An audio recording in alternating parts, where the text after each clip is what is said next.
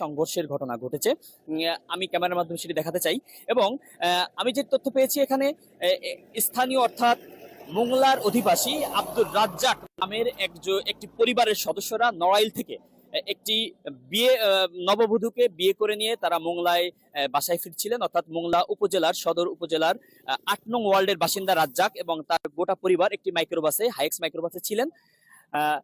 প্রায় ড্রাইভার সহ ১৫ জন সেই মাইক্রোবাসে তারা অবস্থান করছিলেন।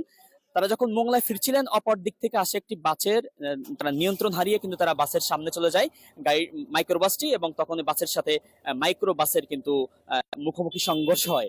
আমরা কাটাখালী হাইওয়ে থানা সূত্রে যেটা জানতে পেরেছি যে স্পটে কিন্তু ২ জন মৃত্যুর খবর তারা আমাদেরকে দিয়েছেন, এবং বাকি যে ১৩ জন তাদেরকে কিন্তু বিভিন্ন হসপিটালে, অর্থাৎ স্থানীয় রামপাল স্বাস্থ্য কেন্দ্র সেখানে পাঠানো হয়েছে। তারপর পার্শ্ববর্তী খুলনা মেডিকেল